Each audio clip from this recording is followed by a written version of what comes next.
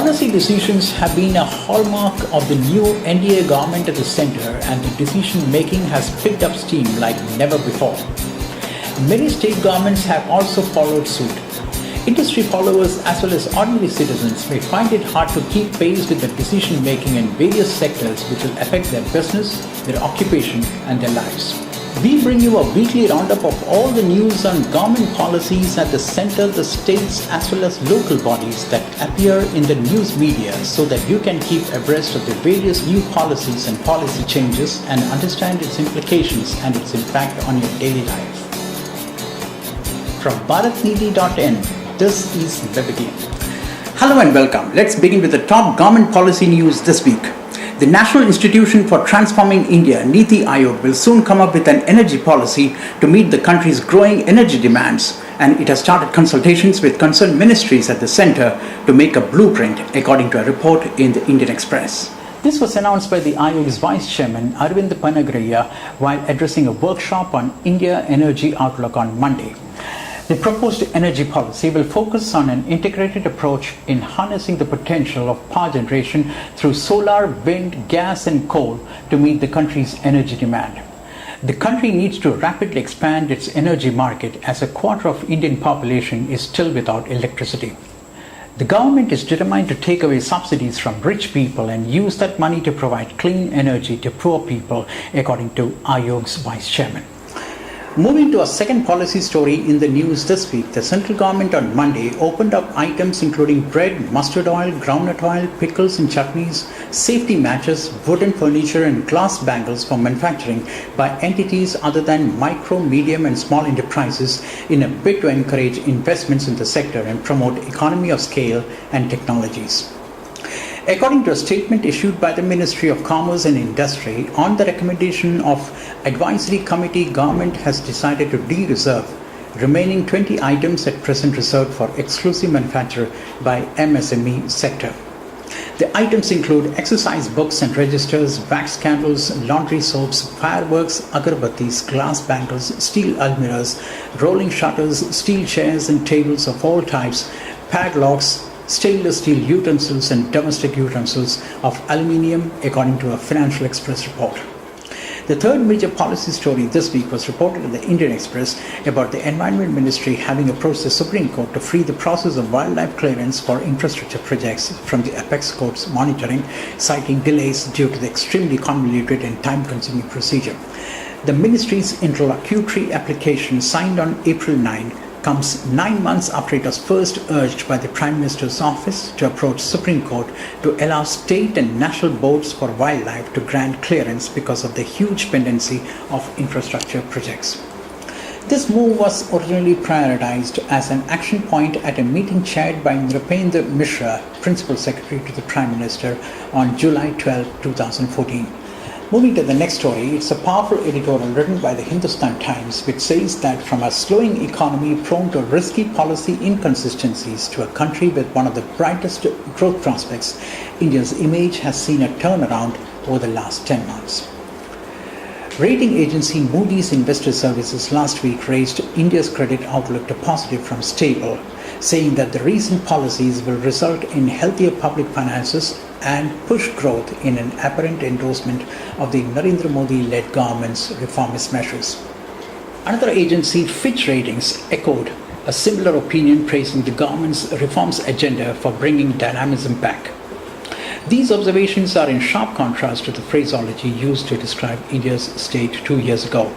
Stalled reforms, policy missteps, mounting deficits, galloping inflation, fractious politics and creaky infrastructure, the rough edges were showing all at the same time, the editorial said. Last week, when Prime Minister Narendra Modi was on his 3-nation tour, he promised to make corrections wherever required in rules and regulations to make India a global manufacturing hub and asserted that India is now a changed country. He also told top German businessmen and industrialists not to go by old perceptions, but to come to India and feel the change in the regulatory environment.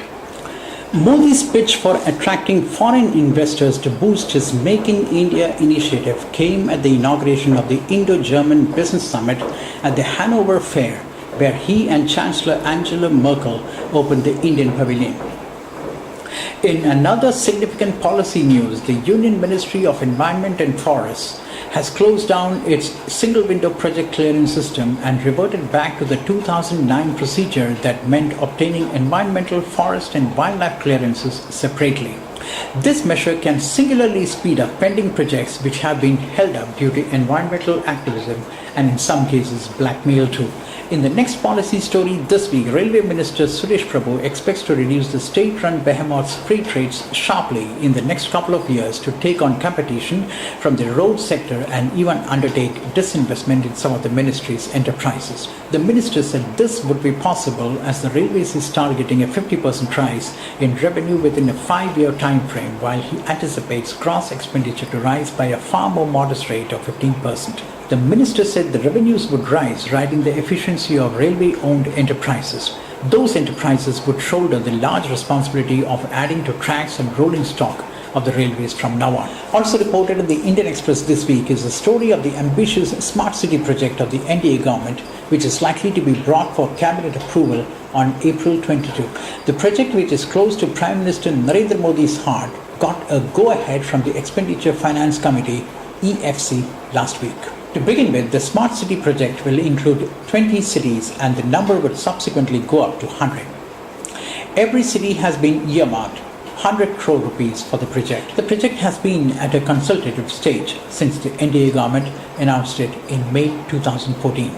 The Tribune reported this week that the central government has shortlisted about a dozen PSUs including IOC, National Fertilizers, MMTC, Hindustan Copper and ITDC for stake sale to achieve the current fiscal disinvestment target of 41,000 crore rupees. The Department of Disinvestment plans to divest 5 to 15% government stake in these state-owned companies and has already floated a draft cabinet note to seek approval for stake sale in certain PSUs, according to the Tribune story. As per the roadmap, 10% stake would be diluted in Engineers India Limited, EIL, NALCO, NMDC and Indian Oil Corporation, IOC. The government is looking at awarding 8,500 kilometers of road development projects in the current financial year, nearly half of which will be executed under the new hybrid annuity model.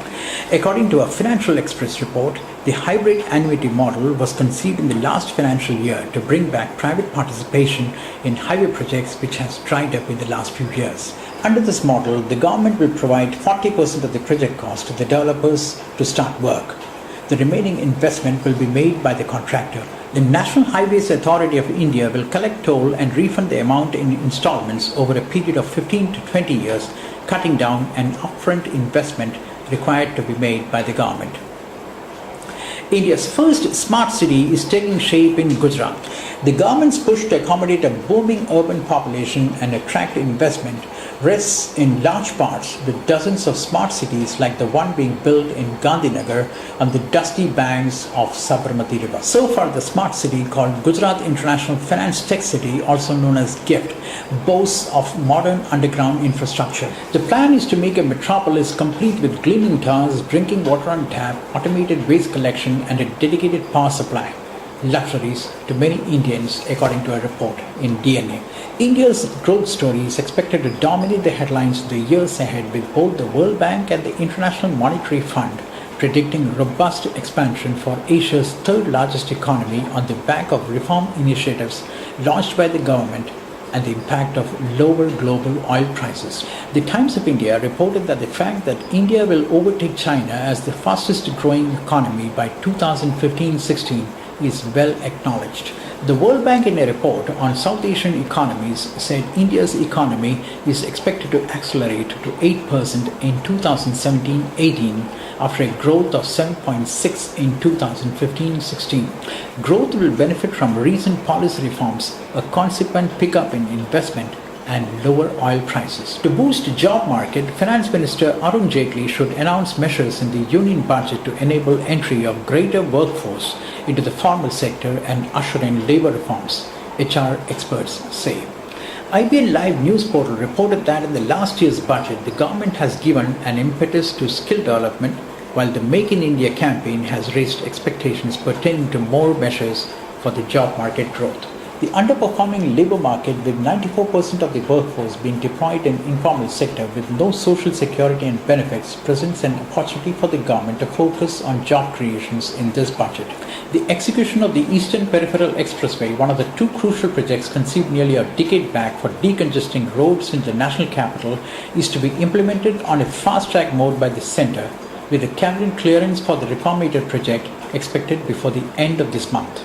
We are ready with the bids. The orders in 7 packages would be placed as soon as the cabinet approval comes through, a senior official in the Ministry of Road Transport and Highways told the Indian Express. The National Highways Authority of India has been asked to go flat out and ensure that the project is completed in the next 3 years. At a time when Prime Minister Narendra Modi is busy drumming up support for his high-decibel Make in India campaign, Maharashtra Chief Minister Devendra Fadnavis has quietly initiated talks with Swedish defence company Saab Group to set up a production unit in his state. And with that, we come to the end of this week's news coverage of various government policies appearing in newspapers, news magazines, news portals and TV channels. We would love to know what you think about this program. You can always reach us at our email ID editor@bharatniti.in. And thanks for watching.